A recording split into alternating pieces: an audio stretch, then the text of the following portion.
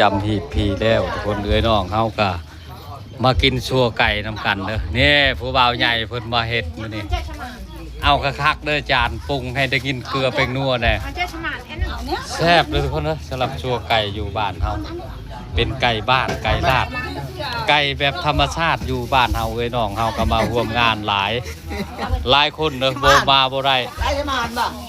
ก็มาซอยกันเฮ็ดที่เหย่าพี่มอกันหลังจากแล้วก็มาจำเนี่ยนี่แหละทุกคนก็จำแล้วก็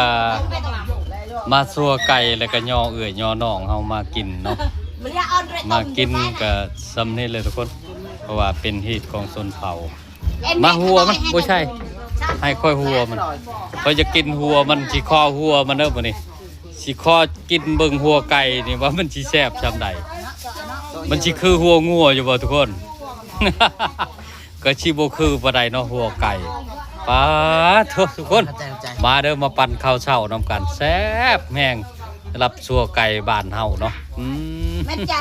ใส่ใบมะขามอ่อนๆเอาคักๆเด้อจานนี่เกลือนี่ใส่แล้วไหมแซ่บเอ้ยใหญ่เฮาเป็นแม่ครัวมาปรุงแต่งในงานมื้อนี้เนาะมาปรุงแต่งแม่ครัวใหญ่สำหรับคลิปนี้เอาไว้ซ้ำนี้ก่อนคลิปหน้าพอกับหนุ่มลาวใหม่คือเก่าคือเดิมทุกคน